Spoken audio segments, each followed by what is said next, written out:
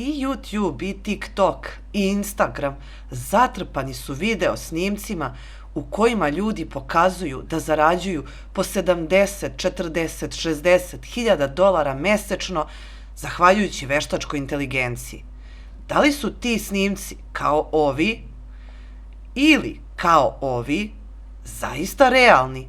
Da li je zaista moguće zaraditi toliki novac zahvaljujući veštačkoj inteligenciji?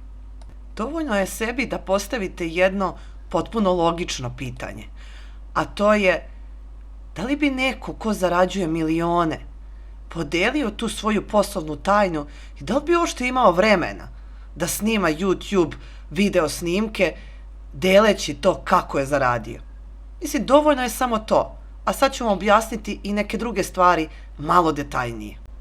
Tvrdnje da početnici zarađuju bez ikakvog iskustva i prethodnog znanja desetine hiljada evra su marketinški trikovi za privlačenje pregleda i pretplatnika.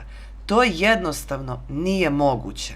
Ipak, treba da znate, zarada pomoću veštačke inteligencije danas nije samo mogućnost, već i stvarnost koja transformiše brojne industrije.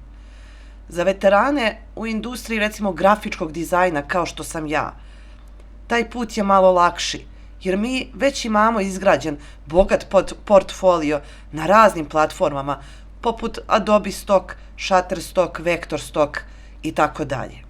Međutim, put za početnike i nije baš tako jednostavan.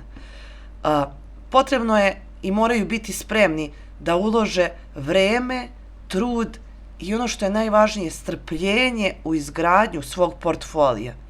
I ono što je isto bitno jeste da taj portfolio treba da bude jedinstven, unikatan na tržištu, kako bi počeli da zarađuju. I za kraj, i početnicima i onim iskusnim. Uvek je bilo, a danas je praktično neophodno, sticati stalno nova znanja. Jednostavno ne možemo opstati na ovom tržištu ako ne budemo bili u toku. Zato pratite i stvarajte i ne zaboravite, budite jedinstveni. Hej, ne zaboravi da me zapratiš.